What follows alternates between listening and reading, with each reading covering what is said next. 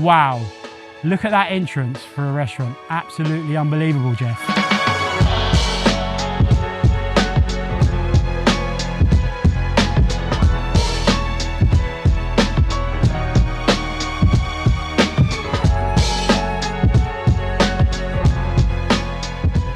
Oh, look at this Paris house. We've got a collab today. Lads, bring your missus here. After dinner, she'll do anything for you. Come on, Connor, let's go. Phil's got an absolute treat for us today. Do you know what, Connor? I feel like getting one of them deers and deep frying it for our customers. Should we do it? Why not? Deep fried deer. Deer nuggets. Wow, look at this for a setting. Imagine this in the summer. Beautiful sun, sitting out here. Special, this place, special.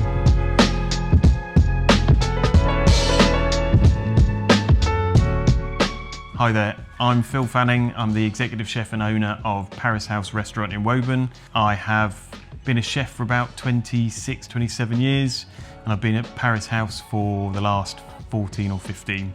I was put in as the head chef in 2009 under a different restaurant group, but I purchased the business in 2014 or 15, something like that. Paris House is the most incredible place. It was built in 1878 as part of an architectural exhibition in Paris.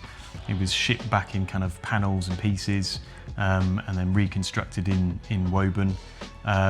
It's got loads of kind of historical references and points in the past. It was a tonsil hospital, it housed the Flying Duchess, who was a famous explorer. It's even got a secret tunnel in the garden. This is that crazy tunnel that he said runs all the way to Milton Bryan, just over there, another village. So if you don't want to pay your bill, sneak in the garden. And so we've changed the breading slightly because Phil's come up with this like Asian flavour. We didn't want too much of our Cajun flavour going in there, so we've added corn flour, which will A, make the batter crispier, and secondly, just by adding that, it's just taken away some of our flavours. We've still got our Chicken George flavours, but it'll go much better with Phil's Asian sensation. It's a first fry, so in a minute I'm just going to do a second fry on that, crisp it right up, and then Phil's going to dress it and show us his amazing collab. Because they're so different, aren't they? They are different, but the most important part about foodies is they love flavour. I was just about to say so that. I think it's all about the flavour. And that's what we quest for every day, is to try and make things as tasty as possible and the most exciting and kind of interesting experience. And I think great street food is all about flavour and the experience, the enjoyment out of eating. And this is exactly the same as us, but I think there's this big divide and kind of almost there's a prejudice sometimes from that end about what we're trying to aim at the other end. So for me, I mean, I love all things Asian, so Asian flavours, Asian kind of cooking techniques, and one of the kind of the major things that I really admire about their style of food is that it's generally quite simple, like simplistic or relatively simplistic kind of cooking techniques, all about kind of maximising this umami thing, this kind of massively savoury like flavour bomb kind of thing. Quite often with a bit of chilli, which is always a kind of an additional sort of sensory stimulator. And so we've gone for a kimchi chili sauce, and the basis of that sauce is this chili sauce that we stumbled across, which we use to make our kimchi, and it's just delicious. And so it's full of umami, and it's got that kind of fermented chili buzz thing going on. And so we made a chili kimchi puree or sauce to kind of coat the wings with, and then to add the kind of textural crunch and a bit of kind of different dimension, we've got toasted nori, which adds this kind of nice rich kind of smoky flavour and a bit of seaweedy mineraliness. It's a difficult one.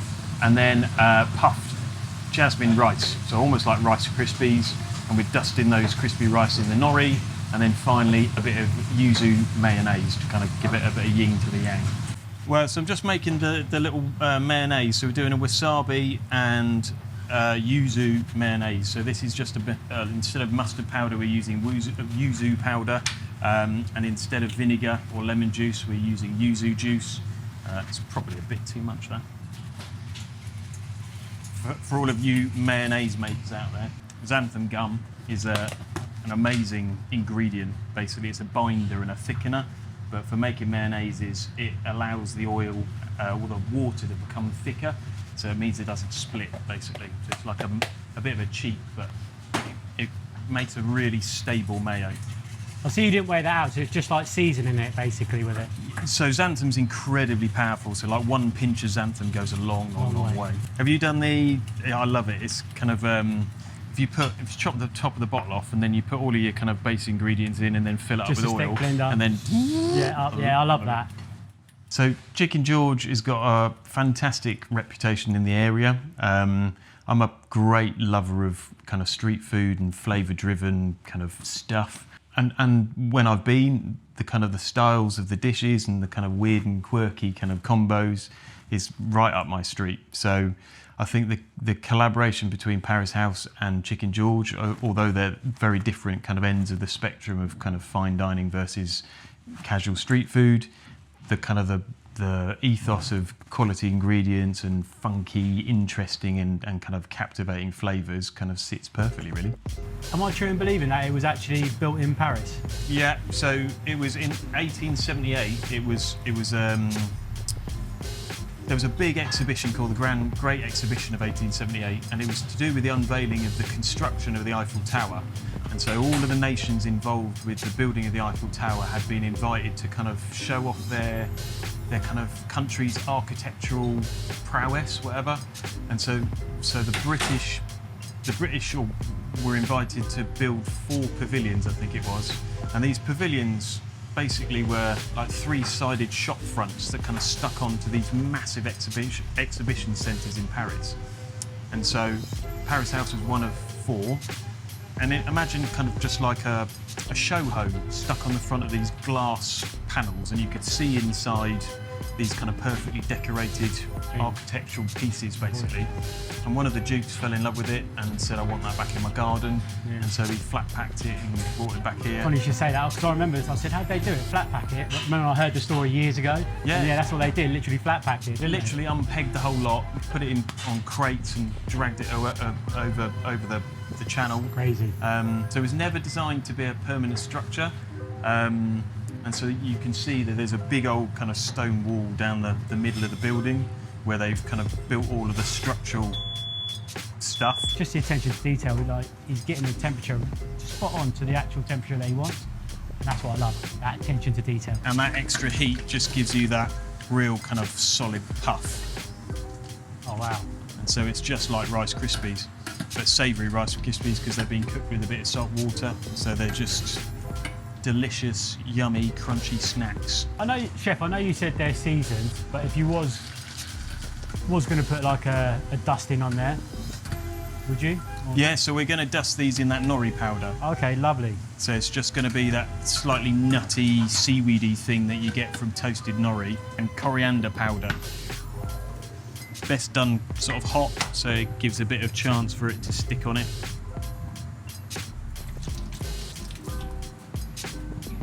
Connor, try that. So we're pretty much, I mean, just a bit of coriander and we're pretty much there, might stick. The texture's lovely. Here we go. Here we go, that's my job done for the show.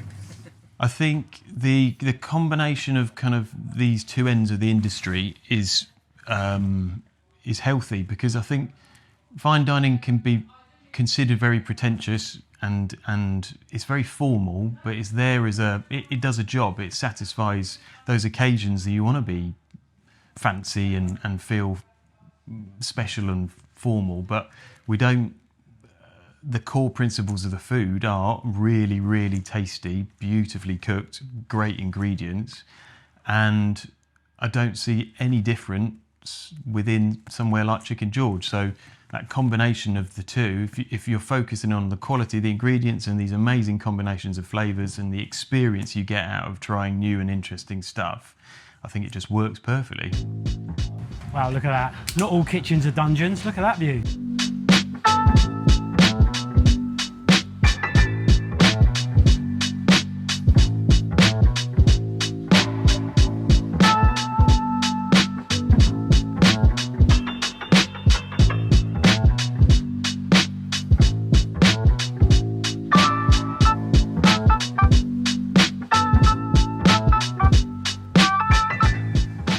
some good more. size wing.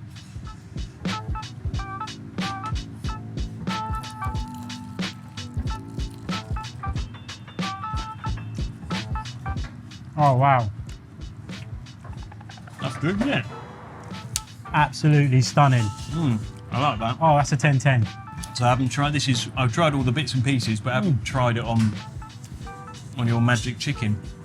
That is delicious. Definitely think double bread in it, adding the corn flour, and just softening down, letting the Asian flavour. Because in Asia, a lot of their breading isn't that flavoursome. It's kind of just more of a batter.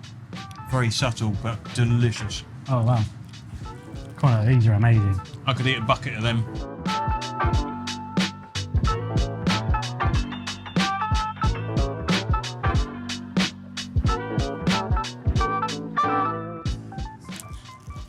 Oh yeah, that's good. Messy, crispy, just what you want. Where's the beer, Phil? Oh my god. Okay.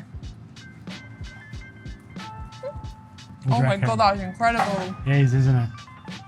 That is amazing. It's just And Eve is from Luton, and she's had a chicken George from Luton as well. have indeed. I really like it. Yeah, It's delicious. thank you. So we're going to be running this amazing collab at Chicken George for 2 weeks, and during them 2 weeks also, you can come to Paris House. They'll have it on their afternoon tea menu. So we'll be running Thursday, Friday, Saturday, and Sunday lunch. And yeah, come and enjoy Chicken George chicken at Paris House. So the collab's out now. Like, follow, and share. Tag someone that you want to bring down to Phil's amazing restaurant, and we will give you a table for two tasting menu with wine flights. Don't forget, Paris House, large and in charge. Like, follow, and subscribe.